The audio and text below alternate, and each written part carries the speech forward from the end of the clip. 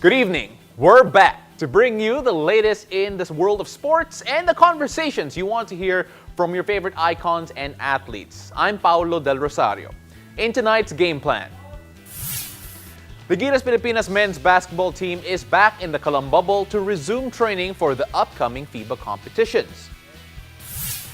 Our resident analyst, Charles Chu, will weigh in on how the Australian National Basketball League can push Kai Sotto into the next level.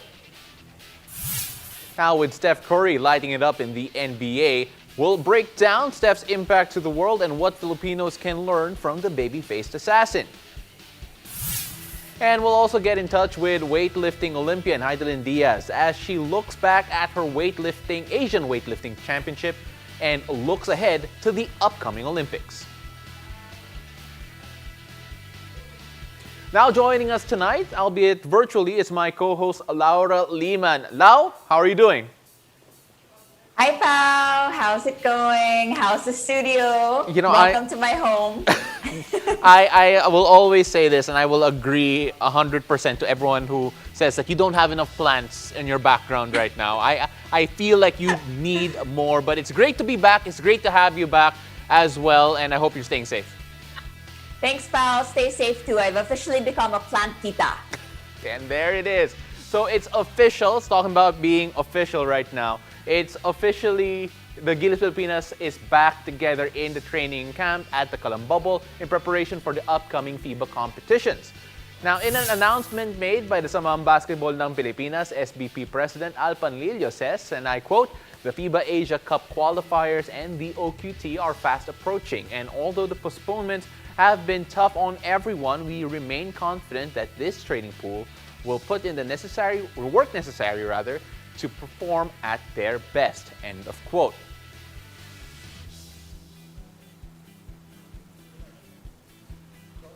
As Gilas preps for 2 FIBA tournaments in the coming weeks, we are joined by our resident senior analyst, Charles Chu, to give his thoughts on the national squad. Charles, welcome back to the show. I know that you're here on a bit of a short notice. How are you? I'm enjoying the beer that you've got on right now. I feel like I did not know I was coming on air, hence I did not save. It's a good thing.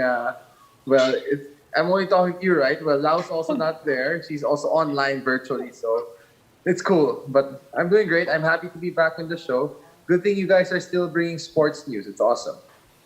Well, I was going to ask you, Charles. It's a bit early for No Shave November, but we're very happy to have you on the show. Now, let's get straight to business.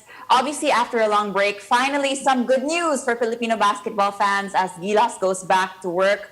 First things first, your thoughts on their upcoming schedule. First up against Indonesia and then South Korea in June. Well, I actually think Indonesia will not be a problem. I don't want to sound overconfident. Obviously, you guys may know I'm very close to their coach. And oh shoot, I don't know if I should be saying inside info because it's supposedly a secret, but they are going to be missing some of their best players. They were supposed to change their naturalized player, but it didn't really pan out. So they're going to stick with Lester Prosper probably. But I believe Brandon Jawato will be out for this leg. And Coach Raiko is still in Serbia right now, so he's not going to be training the team. They're going to start their preparations in June, which is very late for a team like Indonesia. So I think we definitely have the upper hand against them. Korea may be a different story. I'm not so privy to what they will be or how they're training right now, but I think it should be a good matchup for us. We have the advantage of us training very early, and Coach Tav, I spoke to him a few days before, just a few days ago, and he was very excited to go back to the bubble. You know, Charles, you can tell us all the inside info you have on Indonesia, and it's okay. I don't think you're going to be hurting anyone's feelings if you do. But Charles, looking at the lineup that they came up with in terms of the Gilas bubble, the Kalam bubble right now, no pros in this group, also a notable absentee in Juan Gomez de Liano. Your thoughts on this very young group that they are preparing for the upcoming tournament? Everything. Anyways, if they weren't training right now, these guys wouldn't really be doing anything. There isn't face-to-face school. They're going to be online classes if ever. So Coach Sam just really wanted to get a head start. He felt that this team that he has is very young, so they have a lot of learning to catch up on, and that's why he really wanted to start this bubble a bit earlier. I think this is definitely an advantage for us I'm pretty sure the other national teams aren't training as early as we are. So it is a young team, but again, I mean, we pretty much are sure of our slot anyways in the World Cup. So if you're talking about a developmental team until 2023, where you want to get guys the reps and get them the experience, I mean, this is a good chance for us. I mean, the OQTs may be a different story. Maybe we'd like to send some pros, but who knows? I mean, if the PBA is delayed, I wouldn't be surprised to see maybe some PBA players join the next edition of the bubble before this next leg even. Well, I also added onto that lineup, Dwight Ramos and Kai Soto will try to follow there from the United States. Of course, that's still being addressed. Now, speaking of exciting young players, our Filipino kaiju, Kai Soto himself, made an exciting announcement last week after signing a multi-year deal with the Adelaide 36ers, playing in the Australian National Basketball League. The NBL has served as a path to the NBA by numerous players in the past. Now, most recently, Charlotte Hornets star LaMelo Ball. And now Kai will share his excitement on further developing his game as a big man. About sa mga yun nga kila Melo Ball, I've followed a little bit tungkol doon. Yung path nila tsaka yung path ko medyo magkaiba, medyo may mga similarities din. So, kaya nga sabi ko nga, magiging malaking challenge to para sa akin. Lalo na ang goal ko talaga is to play at the next level. Kaya I think this Australian league will really help me improve and develop as a player. And if you ask me kung sino yung mga excited na mga kamatchup ko, siguro wala pa akong masyadong kilalang mga players. Pero sa tingin ko, I'm looking forward to play against yung mga Australian national team players. Dahil sa tingin ko, national team players sila, so sila yung best sa bansang yun. So magiging magandang experience yun para sa akin na maging makalaban sila, and hopefully iba maging yung mga kakampi ko din. So ayun nga, sobrang excited na ako na kung ano man mangyayari sa pag naglaro na kami. When you look at the Aussie NBL and you consider the history of that league, you've got guys, I mean, you've got a litany of big men that have come directly from that league into the NBA. You've got Luke Longley, you've got Andrew Bogut, you've got David Anderson, you've got Mark Bradkey, Nathan Jawai, Chris Anstey, and this litany of big men, and I've probably left some out, has created a tradition of in that league does play well to the big man's game. It hasn't completely gone the way that a lot of basketball has to the guard-oriented or guard-dominated game. The big men in Australia still feature in their play. And I think this bodes very well for Kai's development in the future. And that was Coach Tab Baldwin there saying stuff about the potential development of Kai Soto in the NBL. Now, we were talking about this a while ago, and you have a few thoughts on that for Charles. Well, obviously, Charles, this came, I guess, as a little bit of surprise to a lot of Filipino fans. I mean, we saw Kai in the States, then we saw him back here. Now he's in Australia. How important do you think this is for him in terms of his development? I think this is pretty great. I'm actually very excited that he decided to choose this path. I've been hearing, obviously, unverified sources that obviously in the G League Ignite and the NBA style of play, it was a bit different. I mean, not as systematic as it would be internationally. A lot of one-on-one ball, which Kai wasn't too fond of. So I think in Australia, where he'll be exposed to a different type of system, a different type of basketball, where it's more team-oriented, everybody gets a chance to contribute. I think this will be great for his development.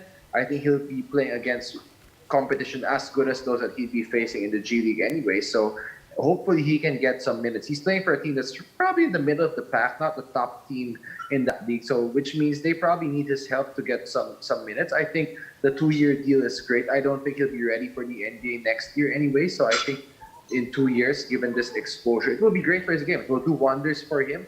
He's going to get the experience. I mean, Kai's always been that international type of big man where, I mean, look at the Jokic mold. Don't get me wrong. There's no way he's near the level of Nikola Jokic. But that type of game, more all-around game, not the guy just one-on-one and breaks everything. Kai's got great basketball IQ.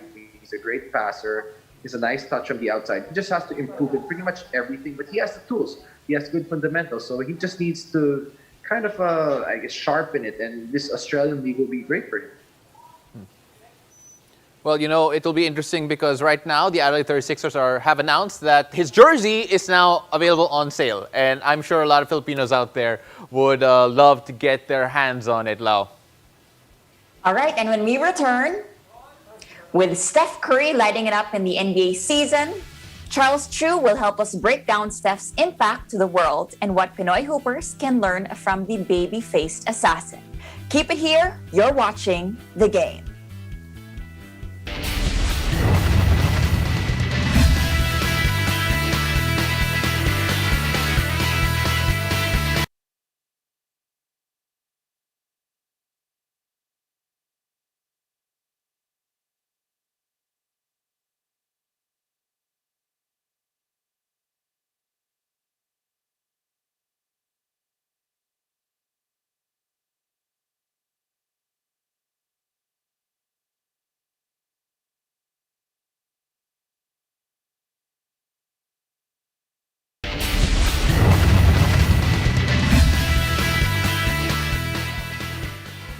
Welcome back to The Game. Now let's fly to San Francisco for some highlights of the red-hot Steph Curry against the Sacramento Kings. As always, we begin with a Steph Curry 3. Let's take a look how he gets it this time. Pulling up for a 3 there from way downtown. Now how about some defense from the two-time MVP as well? And of course, this makes it look so easy. Back-to-back triples here for Steph Curry, and they might look tough, but Steph just makes it look too easy.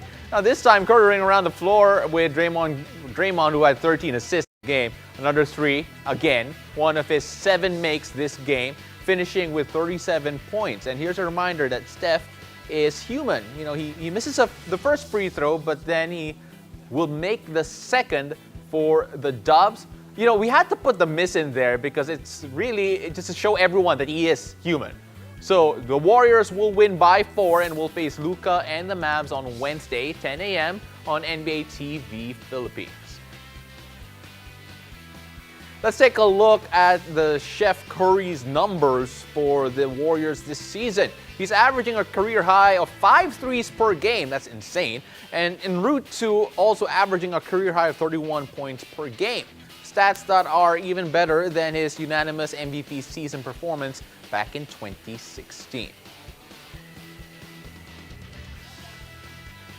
Needless to say, Steph Curry has truly been so inspirational. Now the question stands, what can Pinoy hoopers take away from Steph Curry's overall game and personality? We still have Charles Chu and Laura Lehman to help us out with our discussion. Lau, again, I'm very jealous that you are there amongst all of your plants. Charles, I'm very jealous that during the break, I saw you take a sip of wine. And that is a privilege that you have at the moment. All right. Well, Pao, hopefully you're doing okay in the studio because we're about to talk about how Steph Curry has basically become this timeless basketball icon. And obviously, for a lot of people, Steph is the greatest shooter that God has ever created. But for you, Charles, in particular, what aspect of his game would impress you the most? I mean, is it his shooting? Is it his ball handling? What is it about him? Wow, that's tough. Actually, wait, I'm drinking wine because Steph Curry loves wine. In fact, he has a vineyard. He invested on his sister. So there's a good correlation to that. Okay. But with Steph, obviously, Lau pointed it out. He is probably the best shooter we've ever seen. But control, the way he dribbles, he just makes it look so effortless. And he's basically an all-around player. He's not just a shooter. He can beat you in any different way. I mean, the way he finishes around the basket, his nice little touch. I mean, he's great. You showed his numbers. MVP type of numbers. If only his team were probably winning a bit more. If not for a equally good season from Nikola Jokic, I mean, Steph would be right up there in MVP candidacy in terms of that. But Steph has been just out of this world, especially this month. I mean, 38 points per game this month. He's playing really good basketball. Charles, young analysts want to be like you when they grow up because you're great. young basketball players want to be like Steph Curry when they grow up because he's great. But a lot of people have been saying that Steph Curry taking shots from way, way beyond the arc actually gives bad habits to young kids still learning the game. Your thoughts on that fundamentally, that Steph Curry may be ruining the game a bit for the younger players, but again, it's probably your message to them, to the coaches as well, who have to handle young kids very inspired by a certain Steph Curry. I actually would agree with that. I mean, if you don't have the fundamentals that Steph has, when he's shooting threes from way downtown, whether it's half court or wherever close to it, his form is still there. He's shooting pretty much the same way. He has incredible range. I mean, he's just worked with it. His strength in that shot is just there. But when you see kids throwing shots like that, I mean, they're just chugging and throwing that ball like it's like a slingshot. Like, it's crazy. So I'm not for that at all. I feel that you really should master your range, and if your transfer of energy from the body is as smooth as Steph's from where he shoots it, then fine, go do that. But until you can master that, don't even bother trying to shoot from where he shoots. But I mean, that's the perks of, again, everybody wanted to be like Mike back then, dunk the ball like crazy. Nobody could really do it like him. Now everybody wants to shoot like Steph. But I mean, if you understand Steph's game, it's not just about the shooting. It's so much more. And what really impresses me, I mean, going back to Lau's question earlier, it's not just his shooting, but it's the fact that even when he doesn't have the ball, he's moving so well. Those are the things that I'd like younger players to study as a coach. Just how he moves. I mean, how he draws the defense. On a 3-on-2 break, Steph stops at 3-point line. You'll see defenses gravitate towards him instead of the guy going for the layup, which is almost unheard of. But again, that's just the prowess of having a guy like Steph Curry. Well, on that note, Charles, I was just thinking, growing up, and you mentioned dunking like Mike, there was such a focus on big guys, on height, on being inside the paint. But perhaps because of Steph Curry, the game has changed a little bit. Now people are shooting from the outside. You don't necessarily have to be as tall. You have to be quicker. I mean, even his build and his size is a little bit different from the more usual or traditional basketball player. Would you argue that he's changed the game for all of us? I think so. And I think he's an inspiration because, again, obviously one of the hindrances, especially for Filipinos like us, is we'd say we're kind of challenged when it comes to height. Now, Steph isn't short by any means, but he's also not that tall compared to the other NBA players. So the fact that Steph just has enough skills, I mean, shooting, dribbling, and all of that IQ together with, what he has is already makes him special. So he's kind of like the guy that we want to emulate because, again, he's not that tall, but then again, let's not take things for granted. You look at his body; he's also got a very, very good body. Actually, this year more than ever, you look at his body; it seems even more developed. Like he's in great shape. Definitely, he's stronger. His upper body's much stronger, which is why he's able to take all the punishment that he has. I mean, he's got great ball control, great body control, and I think that's not one. That's sometimes something that we overlook a lot, but. Then again, I mean, if we're looking for somebody to emulate, obviously we want to look at the shorter guys like Campaso, maybe Barea.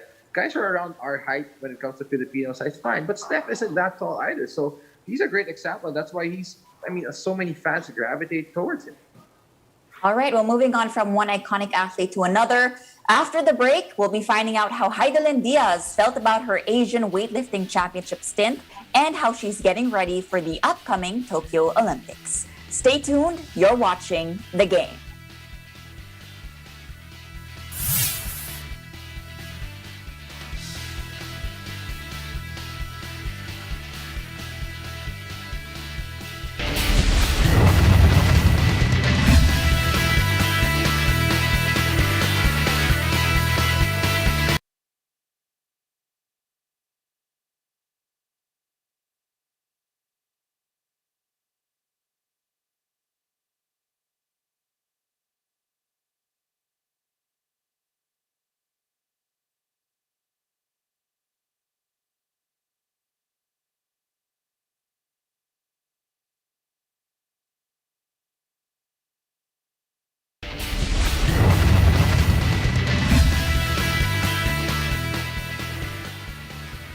After her stint in the Asian Weightlifting Championships, Pinoy weightlifting queen Hidilyn Diaz sets her eyes at representing the country once again in the Olympics. The four-time Olympian joins our correspondent Carlo Pamintuan to share her experience in the Asian Weightlifting Championship and her preparations for the upcoming Tokyo Games in this edition of Inside the Game.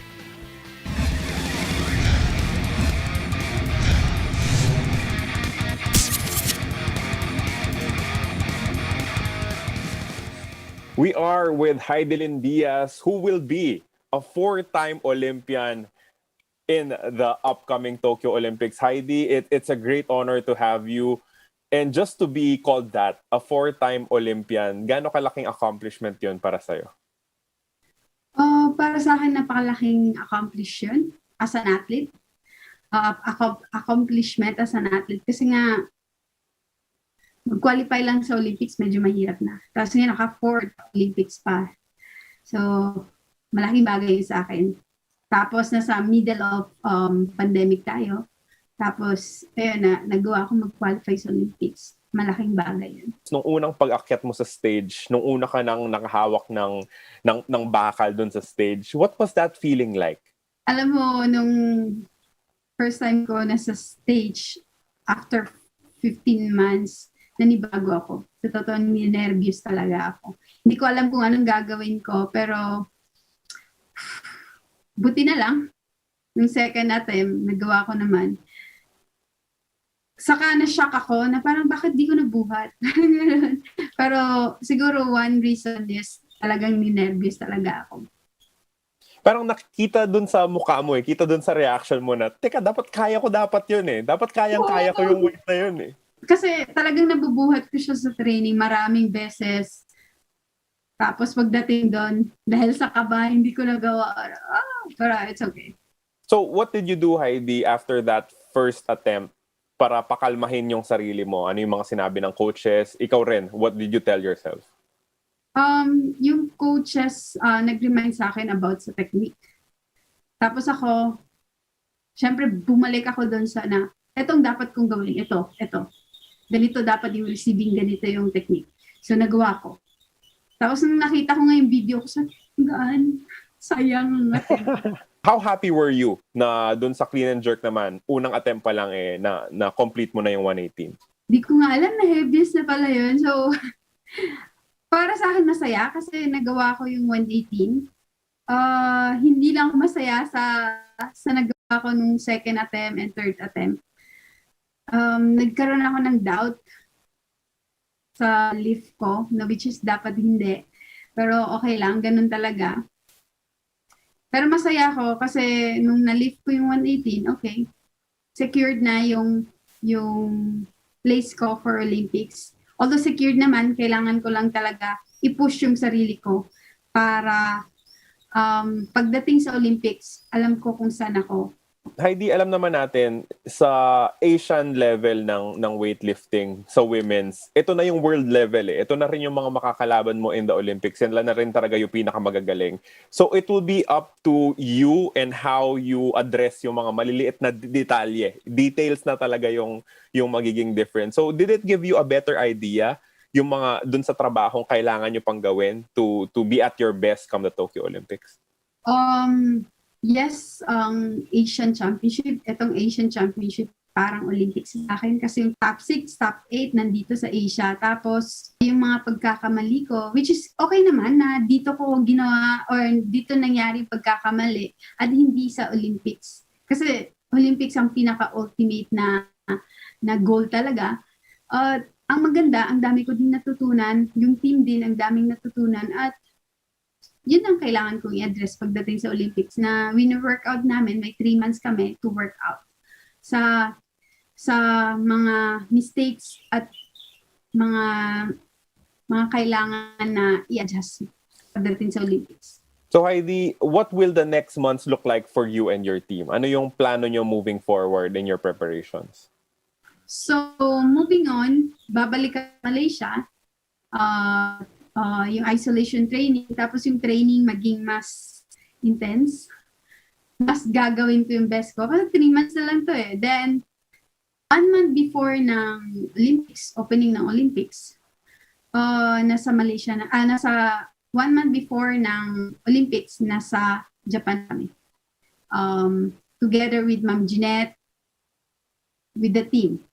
The whole team will be there para mas may chemistry, mas kilala namin isa't isa. Tapos, pagdating sa laro, mas alam na, hindi na kailangan na sabihin, kunin mo to, itong kailangan gawin.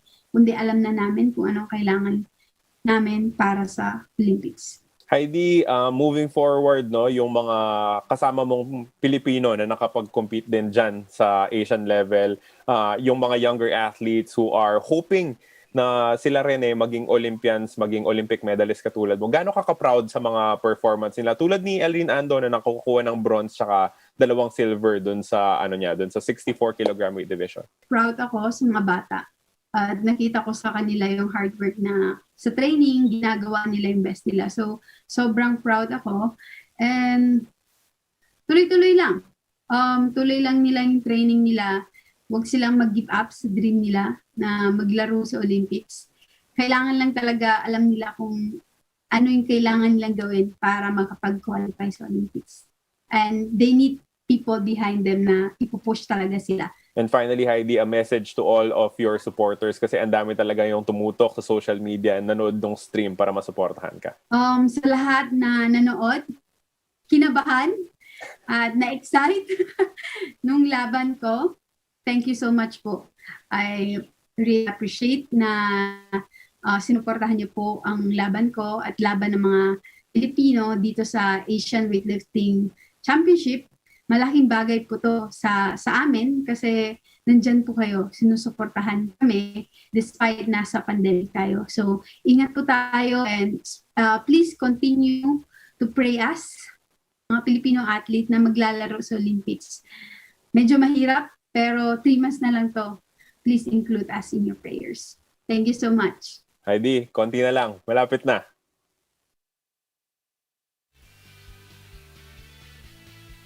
And again, that was Pinoy weightlifting queen Hidilyn Diaz for Inside the Game with our correspondent Carlo Pamentuan. Thank you for watching. I'm Laura Liman. Catch us on weekdays at 7 p.m. on One News, One Sports, and One Sports Plus. I'm Paulo Del Rosario, and this has been The Game.